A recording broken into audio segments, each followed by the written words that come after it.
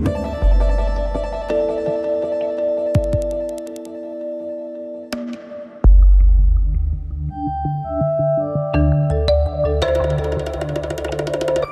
Faut-il vous présenter François de Singly, sociologue français, professeur de sociologie à l'université Paris-Descartes, spécialisé en sociologie de la famille, de l'éducation et des rapports entre femmes et hommes, directeur du Centre de recherche sur les liens sociaux au CNRS, directeur de collection Individus et Société, et dans la collection sociétale des ouvrages de sciences sociales chez Armand Collin, de très nombreux ouvrages, on les mettra bien sûr en lien sur le site des matins, mais entre autres, de troisième édition, on est à la troisième édition de sociologie de la famille contemporaine, vous avez écrit la quatrième même, pardon, voilà, le soi, le couple et la famille chez Pocket, comment aider l'enfant à devenir lui-même, et d'autres encore, le lien familial en crise, c'était sorti entre autres en 2007. Alors vous n'êtes pas sans savoir, François de Singly, et vous avez sans doute suivi cette fronde de la manif pour tous dimanche à Paris et à Lyon, qui a réuni 100 000 participants selon la police et 540 000 selon les organisateurs. Depuis, le gouvernement a reculé. Certains d'ailleurs disent qu'il n'a reculé au fond sur rien, puisque le projet n'était pas tout à fait prêt, ce qu'a d'ailleurs à peu près avoué Najat Vallaud-Belkacem, disant que le projet de loi n'était au fond pas prêt, donc du coup il est repoussé, examiné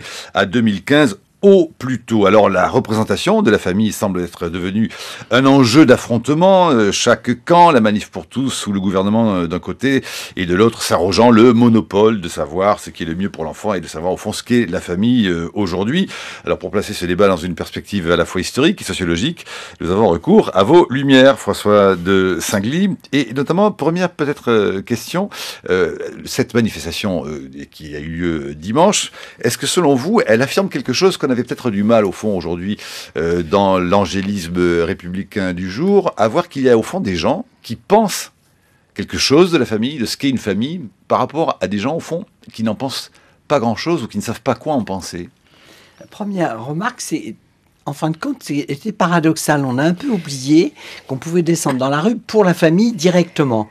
Les grandes manifs où il y a eu des parents et tout, moi j'y suis allé, c'était que par rapport à la dévaluation des diplômes, c'était toujours autour de l'école, soit l'école privée, soit le CPE, soit les choses comme ça et tout, qui rappelle une chose quand même importante, parce que c'est un lien d'ailleurs entre tous les gens, qu'ils soient manifestants ou non, c'est que l'enjeu des enfants passe par l'école et que la famille et l'école ont un destin totalement lié. Donc il y a eu déjà ça, mais on s'est dit, mais est-ce qu'on va descendre? Même moi, je ne pensais pas forcément qu'il y aurait tant de monde. Mais parce que la famille, c'est privé. Oui. C'est secret. Mais historiquement, il se rejoue ça, d'une certaine façon. L'image du lien social, alors sous l'Ancien Régime, c'est clair, c'est le père, Dieu le père, le roi comme père et le père de famille. Et d'une certaine façon, la Révolution s'est posé cette question, puisque les individus devaient être en partie pas privés du lien de filiation, mais un tout petit peu, et ont mis plutôt en symbolique le lien conjugal, puisqu'ils ont inventé le mariage civil et le divorce, la Révolution française. Et donc, il y a quand même, est resté une logique dans laquelle, pour penser le lien, on pense la famille. Je vais vous donner l'exemple le plus beau, d'une certaine façon. Toutes les déclarations des droits de l'homme et du citoyen, y compris la dernière, l'universelle, 48, si mes souvenirs sont justes, il y a une logique argumentaire. C'est pourquoi, en fin de compte, je vais reconnaître aux gens qui ont d'autres cultures, qui ont peut-être moins de diplômes que moi, etc., que quand même on a des choses à faire ensemble. La logique est marquée. C'est parce que nous appartenons à la même famille humaine. Donc, de toute façon, le mot famille désigne bien au-delà de nos intérêts privés du sens de la vie privée, et aussi immédiatement dans l'imaginaire politique et public et social. Donc, c'est une chose très importante, mais, et c'est le deuxième temps, d'une certaine façon, historiquement, la gauche n'est pas à l'aise avec la famille.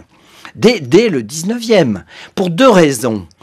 Et je m'appuierai par exemple sur le fondateur de la sociologie, Émile Durkheim, qui par ailleurs... Revenons aux fondamentaux. Non, mais par ailleurs, on le sait, son fils est mort à la guerre de 14, et ça l'a détruit, etc. Donc, il était très attaché à la famille. Mais du point de vue politique, au sens de la sociologie, puisqu'il était chargé de faire l'éducation morale pour l'ensemble de l'école républicaine, la famille est dangereuse pour deux raisons. Premièrement, parce qu'il y a de l'affectif, et donc ça n'apprend pas bien les bonnes règles. Il y avait même trois raisons. Il y avait les prêtres, la religion et tout, l'influence. Et puis la troisième, qui va gêner et qui gêne encore de manière continuellement, c'est que la famille est peut-être un espace privé formidable, mais par construction est aussi le creuset des inégalités sociales. Donc je veux dire, la pensée qui privilégie l'égalité des chances et quelque chose se bute nécessairement sur le travail de la famille. Oui, parce que la famille, au moment, au fond, où elle cesse de montrer une sorte d'union sacrée, dit qu'il y a décès, héritage, elle montre les déchirements, elle montre en fait sa très grande fragilité, ses antagonismes.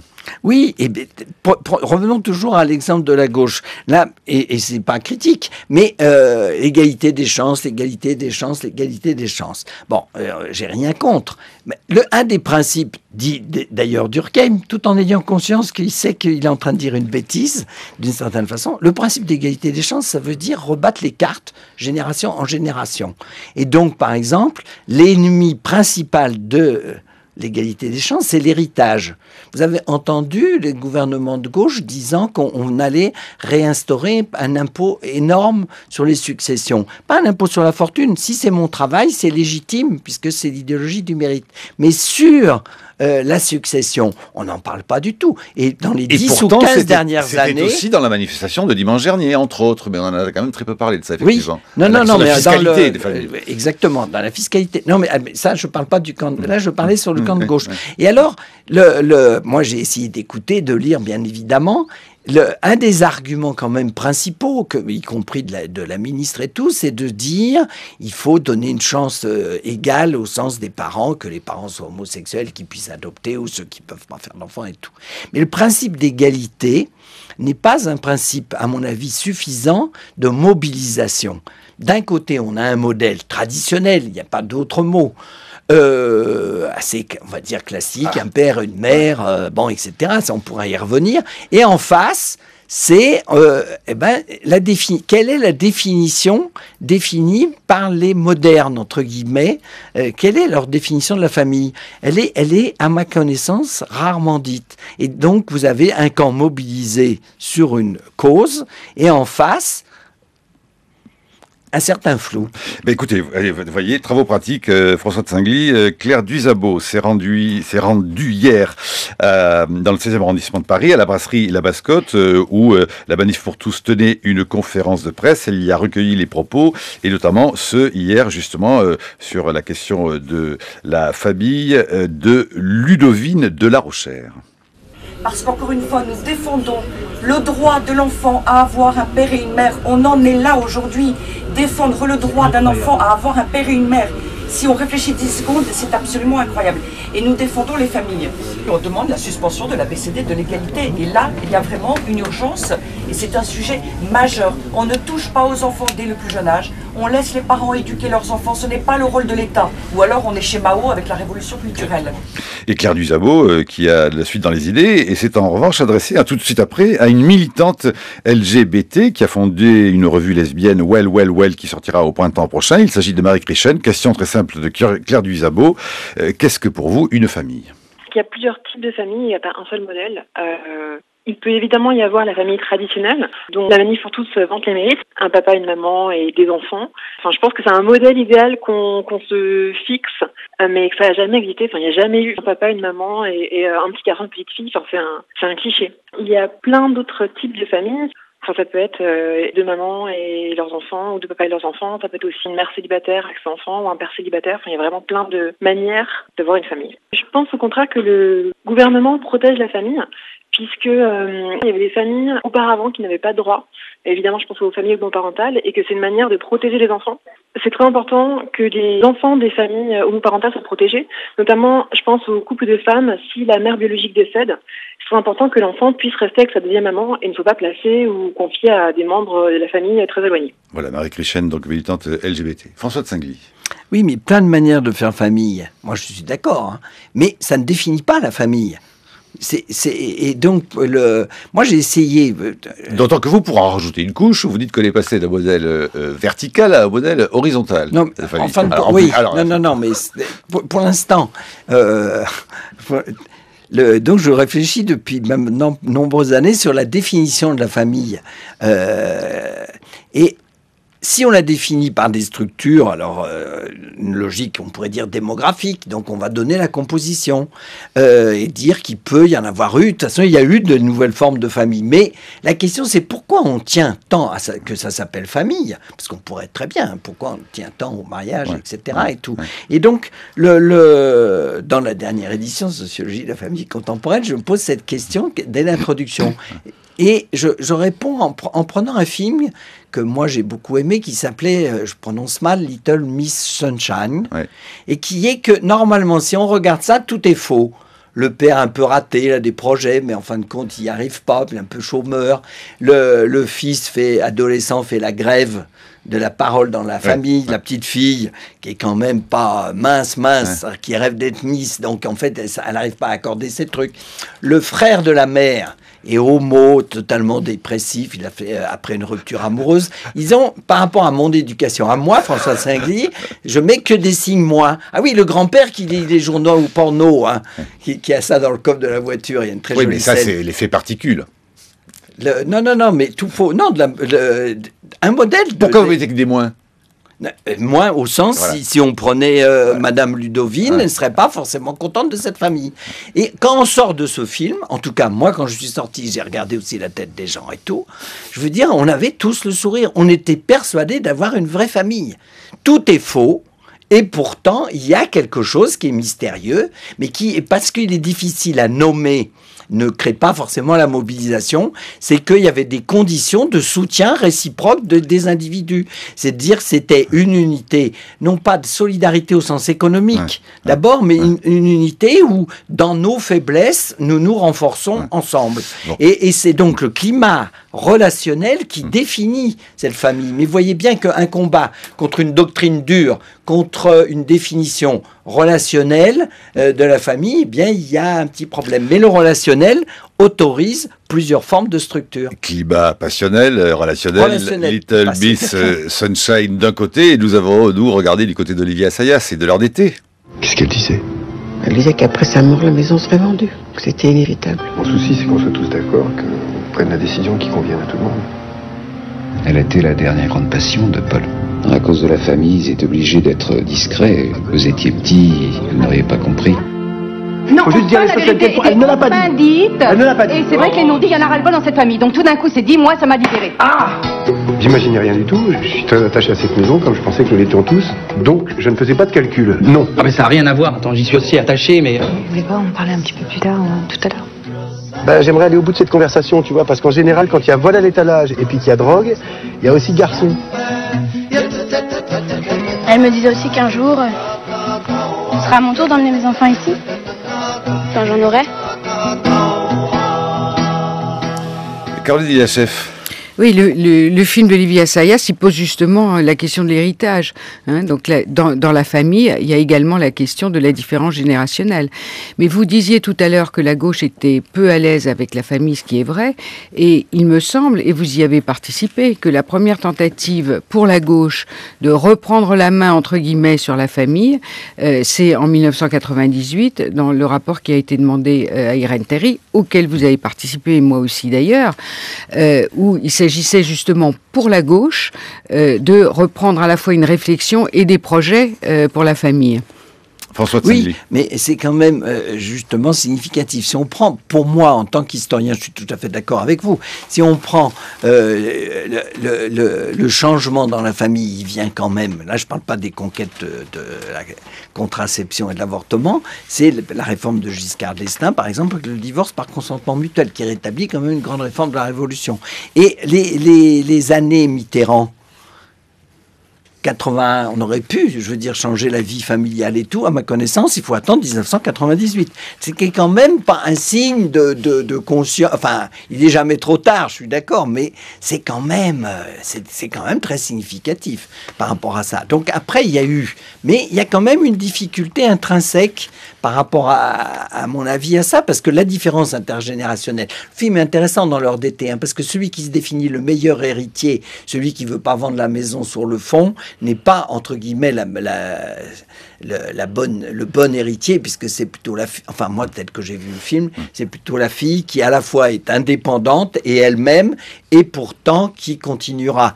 Donc en fait, c'est un film qui décale la logique la plus institutionnelle, et donc il est aussi relationnel dans l'héritage. C'est-à-dire il faut investir, il y a une sociologue qui avait dit le vase c'est ma tante, et elle, c'est pas forcément la maison qui est la famille. On peut très bien avoir un attachement à un objet et d'une certaine façon se situer comme ça dans cette continuité. Mais à ceux qui disent François de Sanglier, d'un petit mot, parce que nous arrivons à la fin de la première partie, et Brice Couturier nous dira de quoi il retournera dans la seconde, d'un petit mot tout de même, quand on entend au fond dire l'État n'a pas à se mêler de la famille, ceux qui protestent, qui ont protesté, qui ont manifesté dimanche, que leur répondez-vous? L'État s'est toujours mêlé au fond quand même des agressions familiales. Ça c'est quand même extraordinaire. Parce que non, mais de toute façon là si on commence à voir les contradictions, alors elles sont énormes.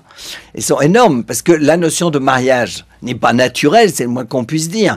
Donc en France, le mariage civil, c'est la Révolution française. Alors je veux dire, on va avoir aussi une manif contre le mariage civil, puisque ça nous a été imposé par la République. Non, mais c'est n'importe quoi. Donc je veux dire, ils défendent, ils ont le droit, une famille fondée sur le mariage. On ne peut pas le discuter forcément. Le mariage est une des choses les plus instituées du point de vue de l'État. Donc je veux dire, de toute façon, c'est comme j'ai vu un argument de Copé pour dire nous défendons la société de libre choix. S'il y a libre choix, c'est bien qu'il y a possibilité d'avoir d'autres formes de famille que celle du mariage. Donc les contradictions sont absolues, mais apparemment dans une doctrine quand même ferme.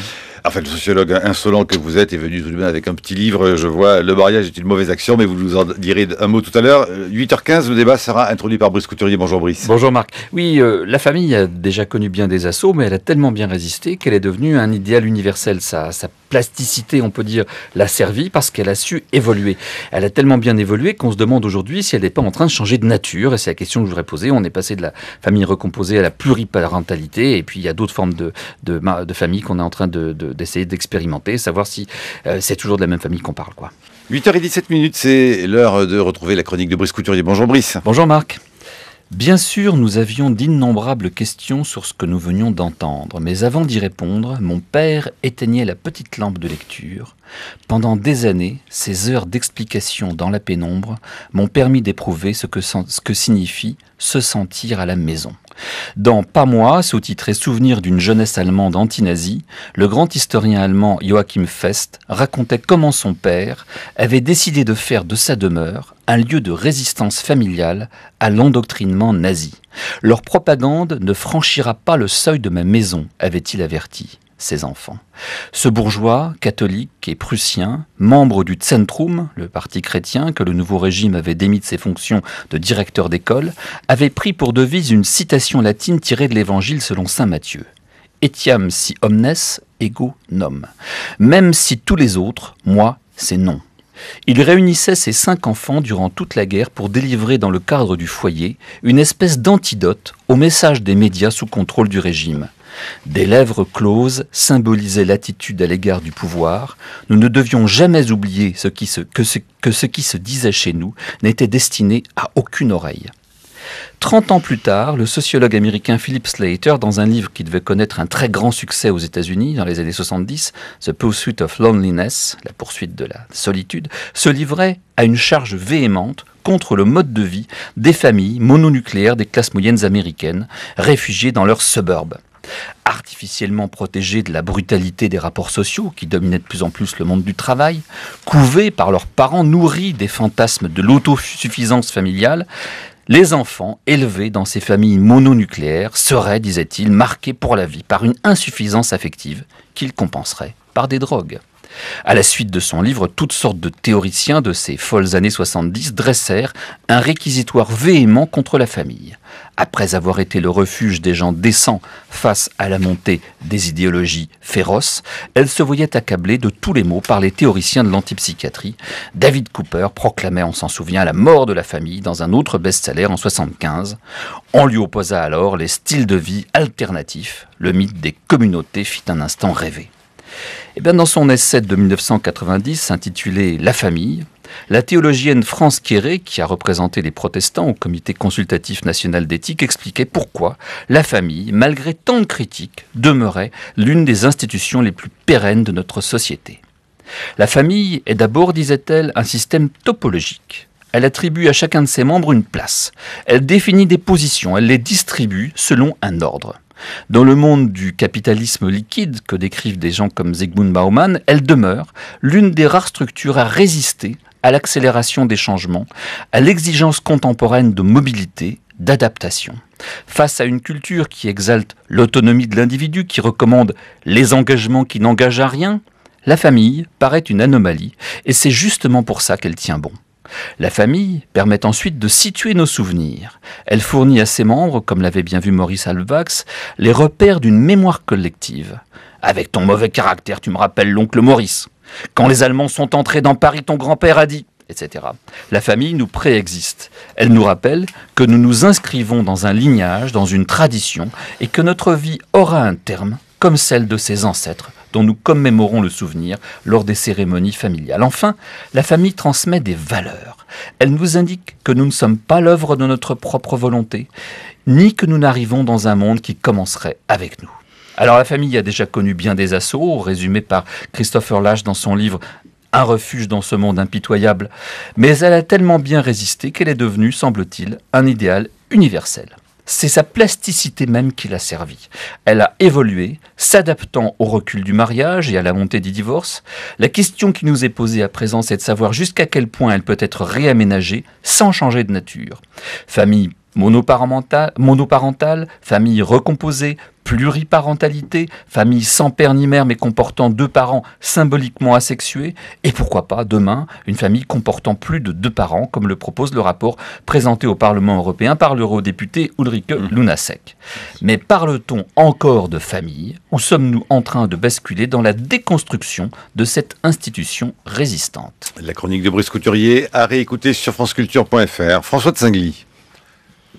Oui, c'est tout à fait intéressant parce que je pense que dans la réflexion sur la famille, il y a ce que vient de dire Brice, qui est une des modalités. Il y en a une deuxième, et donc il y a une tension. Et la tension n'est pas réaction progressisme, que les choses soient claires. Mais l'histoire de la famille depuis la Révolution française, c'est aussi une logique dans laquelle il y a mis un peu de contrat. Le lien conjugal est devenu important et central. Et donc, il est quand même central. La Révolution française, c'est le mariage civil. C'est le fait de reconnaître un adulte avec qui je vais vivre et éventuellement me défaire de cet adulte ou me être défait. Donc, je veux dire, c'est pas forcément contradictoire, mais une forme d'instabilité. C'est l'élection. L'élection matrimoniale, c'est aussi la possibilité de dire non à l'élection suivante. C'est comme l'élection démocratique. Et donc, vous avez raison, l'universalité, je suis d'accord avec vous sur un point, l'universalité sans doute de la famille à travers le monde et des âges, c'est la génération. Ce qui complique notre modernité occidentale, c'est qu'on veut aussi un deuxième imaginaire qui est celui de la logique affective et donc que je vais appeler conjugale. Et celui-là, il s'articule pas très bien, mais avant il n'avait pas à s'articuler. Dans le mariage bourgeois, le mari n'aime pas nécessairement sa femme, c'est pas le problème. Le mariage est arrangé, il y a de la stabilité générationnelle. Donc je veux dire s'adapter, oui, la famille est obligée aujourd'hui de s'adapter à la revendication de l'amour et de l'amour conjugal. Et ben on fait avec parce que personne, y compris dans les manifestants, ne veut renoncer à cette forme de conquête du fait qu'à l'intérieur de cette vie privée, j'ai quelqu'un à qui je pourrais confier, moi en tant qu'adulte, à un autre adulte, mes blessures éventuelles, le fait de cette pensée. Le care, quand on pense au care, oui, on pense essentiellement, non, conceptuellement, comme dirait le Premier ministre, ça nous vient des États-Unis. C'est pas forcément mauvais signe. C'est comme le gender. Mais oui, mais c'est pareil. Non, mais c'est pas pareil. Mais ce que je voulais dire, c'est l'origine et pas Martine Aubry. Ce que je voulais dire, c'est qu'on pense plus spontanément la mère et l'enfant, la religieuse qui s'occupait. Non, mais je veux dire, mais c'est pour moi la relation de reconnaissance conjugale, c'est aussi une relation de care. C'est prendre soin de l'autre. Et donc, cette chose-là, je dis nous, parce que dans les enquêtes, pour l'instant, et je pense que, y compris dans le mariage homosexuel, à ce niveau-là, il n'y a pas forcément de différence, c'est d'avoir besoin de proches, non seulement pour avoir une place, mais il n'y a pas que la place dans la famille, parce que sinon, ça serait simple, entre guillemets. Simple, puisqu'historiquement, on a réglé le problème des places. Ce qui a compliqué, c'est le fait que, justement, et je vais vous donner l'exemple, la phrase de Durkheim. On est à France Culture, il faut quand même, j'ai préparé mes notes. Allez. Non, Durkheim a l'intuition incroyable, il dit aujourd'hui, c'est-à-dire fin du 19e, mais il a compris ce que c'était que la famille affective d'une certaine façon.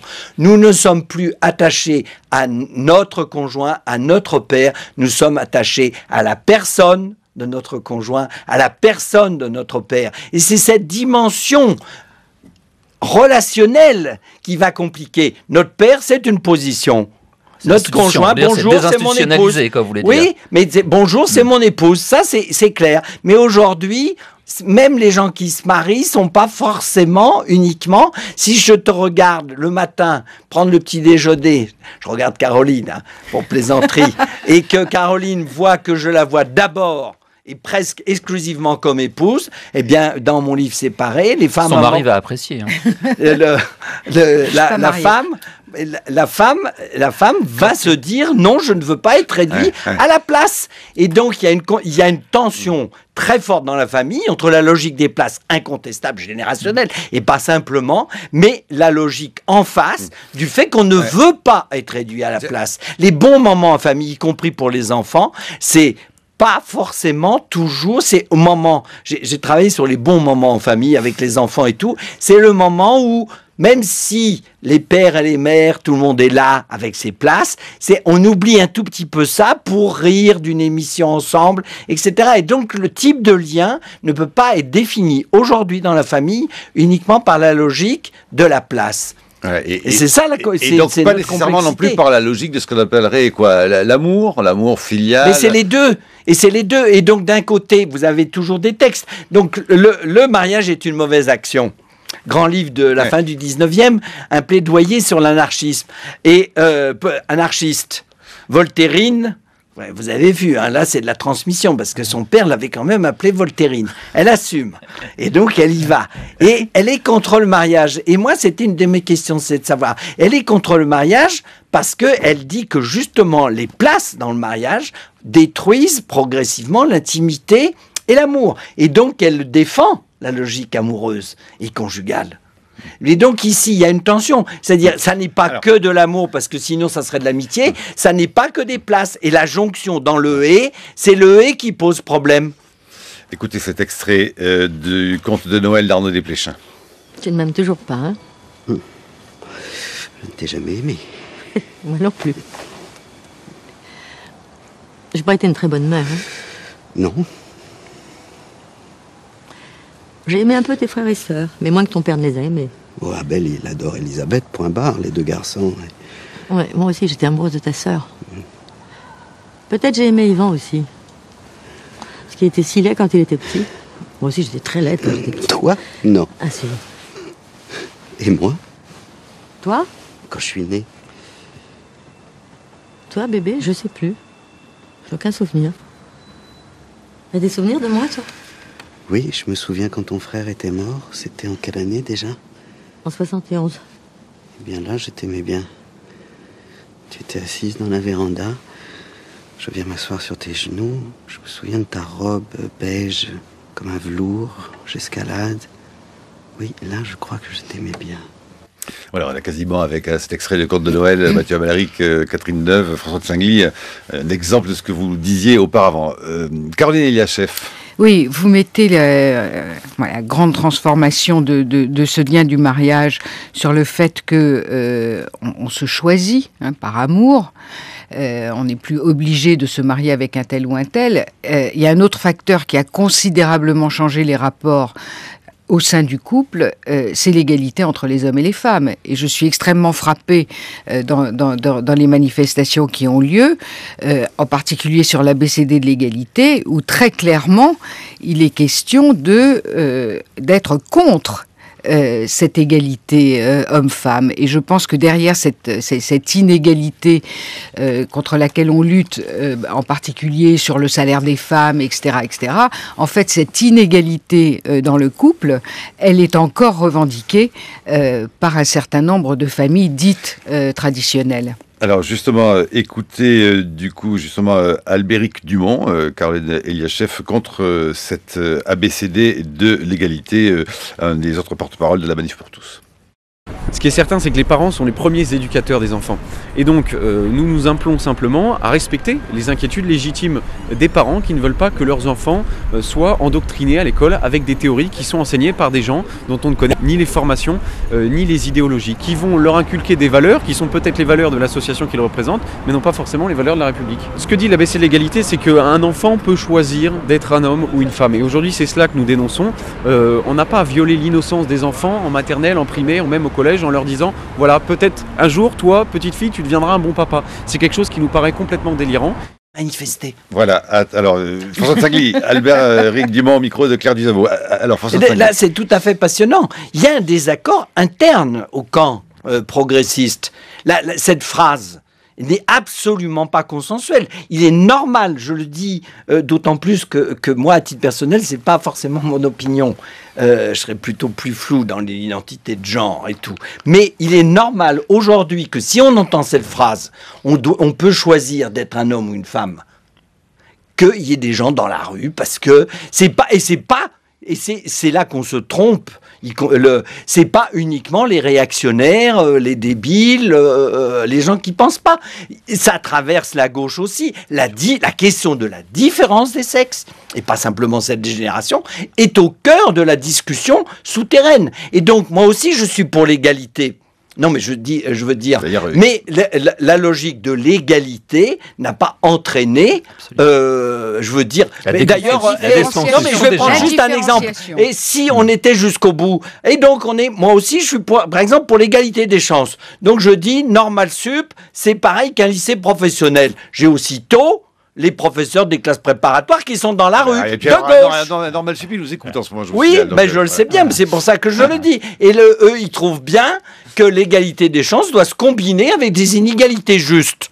Eh bien, d'une certaine façon, la gauche devrait le penser aussi dans la fin. C'est quoi un homme et une femme? Et c'est pas vrai. Il faut bien, pour l'instant, et j'ai écrit un papier qui doit paraître dans Le Monde, et je dis... Le gouvernement n'a qu'à nous montrer l'exemple. Si les hommes et les femmes, ça n'existe pas. Premièrement, le ministre de l'Intérieur, qui parle beaucoup, comme vous le savez, Manuel Valls, a qu'à faire une grande réforme, c'est de dire, je supprime le fait que homme-femme soient marqués sur les papiers d'identité. J'ai regardé dans les cartes d'identité 1921, la première carte d'identité en France. En Île-de-France, il n'y avait pas l'indication de sexe. Pourquoi je suis obligé d'être défini par ça ? Bon. Pourquoi, quand je suis à France Culture, je suis obligé de choisir forcément des toilettes pour hommes? Toute notre société... Je note que vous avez mis une chemise rose ce matin. Oui, c'est pour dire que j'ai des contradictions, parce que je rentre quand même dans les toilettes hommes. Mais école maternelle... Non, mais quand je dis école maternelle, chaque fois que quelqu'un dit école maternelle, il renforce l'idée que les femmes sont du côté du Caire, etc. Et donc, je veux dire que le gouvernement montre l'exemple en luttant contre ce que je nomme les stéréotypes d'État. Par ailleurs... Donc, il faudrait que François Hollande, la prochaine fois, reçoive les chefs d'État, je sais pas, avec un kilt Jean-Paul Gaultier du plus bel effet? Non, parce que mais ça m'énerve, si je puis me permettre. Je vous en prie. La logique n'est pas nécessaire. Là, en deux phrases, là, dire ce que moi je pense. François de Singly n'est pas obligé de se définir d'abord en tant qu'homme. Mais c'est pas pour autant, c'est là mon désaccord avec la pensée queer, que pour dire que je ne suis pas un homme, je suis obligé de me mettre en kilt et de dire que je suis une femme. Que diable, j'ai bien d'autres qualités. Et donc ici, normalement, la pensée de l'identité positive, c'est de dire le genre, le sexe est une des dimensions, mais je peux me définir de manière prédominante. C'est un scoop, mais moi je suis d'abord sociologue, par exemple. Au moins les Écossais n'ont pas ce problème. François de Singly, un mot. Vous avez dit tout à l'heure en répondant à Brice Couturier, je voudrais quand même un tout petit point là-dessus. Au fond, qu'il ne fallait pas avoir nécessairement ce débat-là comme le débat nécessairement entre les réactionnaires et les progressistes. Et vous vouliez rappeler même ce que François Hollande aurait dû faire, dites-vous, qu'au fond, il y a beaucoup de lois d'avancée sociale et d'accompagnement de la famille, du statut de la famille, qui ont été votées, accompagnées par la droite, en l'occurrence. Ce n'est pas aussi simple que ça. Contrairement à ce qu'on nous a dit tout à l'heure, que l'Élysée disait il y a une seule grande réforme et donc que Giscard d'Estaing avait fait l'IVG. La grande réforme, aussi la seconde de Giscard d'Estaing, c'est d'avoir rétabli le divorce par consentement mutuel, qui était normalement l'annexe, entre guillemets, du mariage civil. Le mariage religieux, c'est autre chose. Mais dans le mariage civil, on s'aime, mais on peut se dire non aussi. Pas simplement oui, il n'y a pas que la logique du choix. Et donc par rapport à ça, moi je pense qu'il faut réfléchir parce que la différence des sexes, l'intérêt de l'enfant, une autre chose que je veux dire qui moi me frappe, c'est quand on l'écoute, le camp je dirais d'en face, c'est qu'ils ont été capables de récupérer, la grande force, toute la logique argumentaire. Elle a parlé tout à l'heure, l'enfant a des droits, le droit d'avoir un père et une mère, c'est-à-dire la logique traditionnelle, entre guillemets, de gauche, de la logique de droit, la logique de l'intérêt de l'enfant et tout, est totalement dans leur discours en face. Et donc, ça veut dire quoi ? Il faut donc mettre ça en débat. Non, mais je veux dire, par principe, la logique de l'intérêt de l'enfant a une merveille puisqu'il n'y a pas de contenu. Donc, on peut se bagarrer parce que normalement, tout le monde est d'accord. Je ne vais pas dire et tout, mais comment dire ? Moi, je pense qu'il y a un débat qu'on a vu dès le Pax, qui traverse la gauche, et je regarde Caroline particulièrement, puisque une partie... Non, mais par rapport à ça, pourquoi ? Parce que la psychanalyse a joué en France ce rôle du rappel, et c'est parce que c'est sans doute une théorie qui repose sur la différence des sexes. Donc on a la question de la différence des sexes, qui n'est pas celle de la différence générationnelle. Absolument, je ne fais que renchérir sur votre propos, et je pense que l'un des problèmes qu'on a aujourd'hui, c'est qu'on a mélangé deux thèmes. C'est celui de l'égalité des sexes sur le modèle républicain universaliste qui est le nôtre, et qui est partagé par toutes les familles politiques de ce pays, à quelques rares exceptions près, et la déconstruction des genres, qui est une toute autre affaire, et qui, elle, ne fait loin de faire l'unanimité dans ce pays, ni à droite, ni à gauche. Mais je veux aussi qu'on distingue deux choses. Je disais, la famille a résisté en tant qu'institution à bien des assauts, et elle a su s'adapter. Vous n'avez pas répondu à ma question, qui est la suivante. La famille s'est adaptée en épousant les humeurs de l'air du temps, la montée de l'individualisme, la montée de la revendication d'autonomie de l'individu. Est-ce qu'elle peut résister à des choses comme la distinction de la filiation, qui est quand même la base de la famille, et le couple? Parce qu'il y a deux choses dans la famille. Il y a l'amour entre deux personnes, quel que soit leur sexe, et je pense qu'il y a un assez large consensus sur le fait que le mariage est pour tous ceux qui s'aiment, quel que soit leur sexe.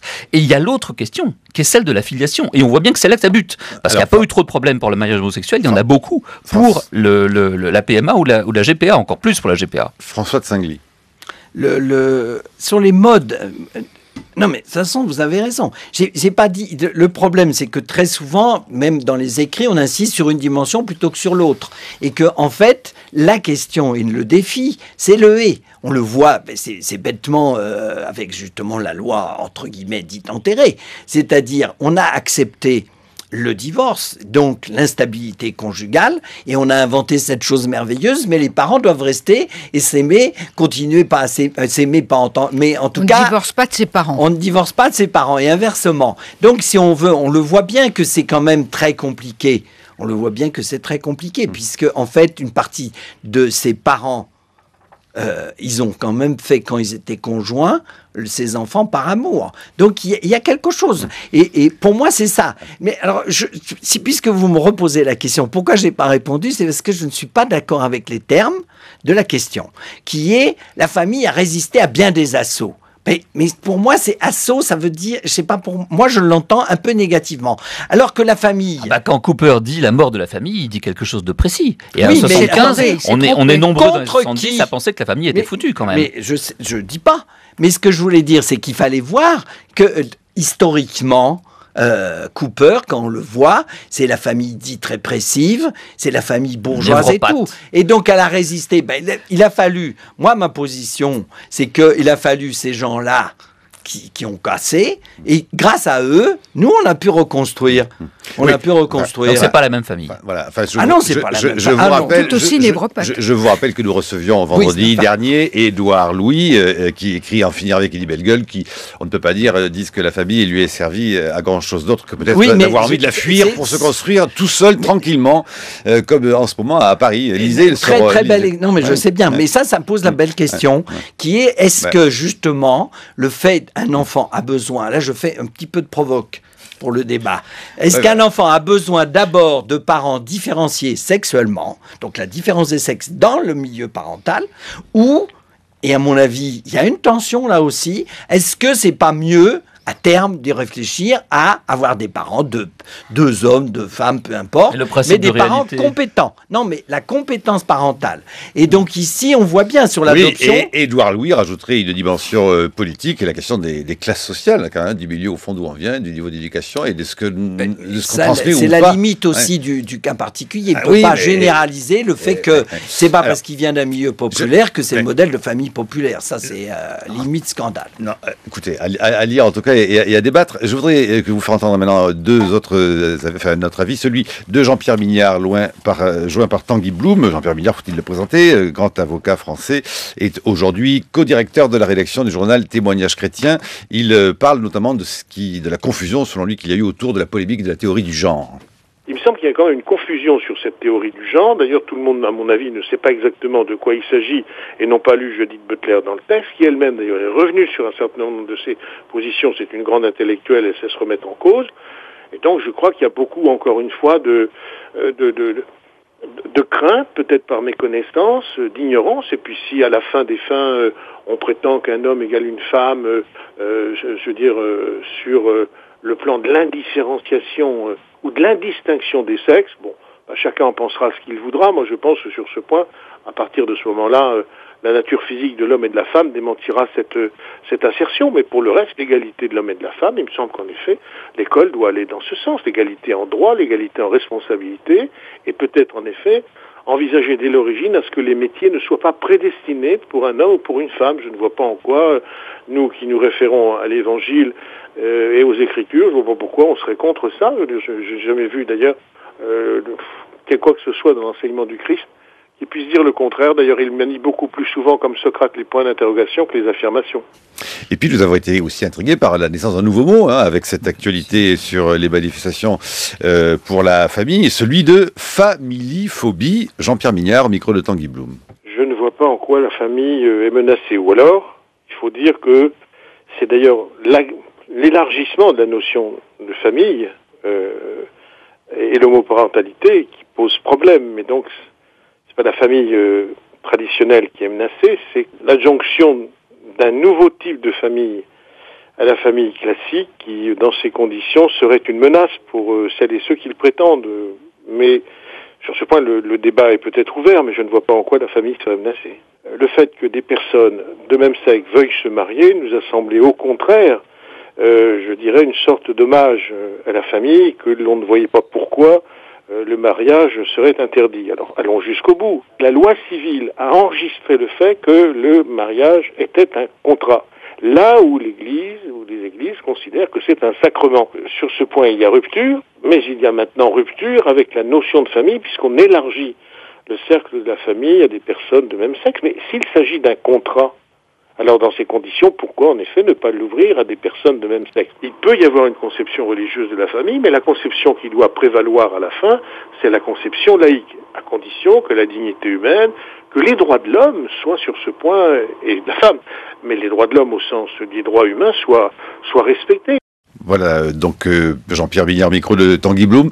François de Singly, il nous reste au fond quoi? Il y a un jour dans la semaine consensuel pour parler de la famille tranquillement, c'est le dimanche finalement. C'est le dimanche, et c'est justement là que le gouvernement pourrait être un peu plus offensif s'il était fili.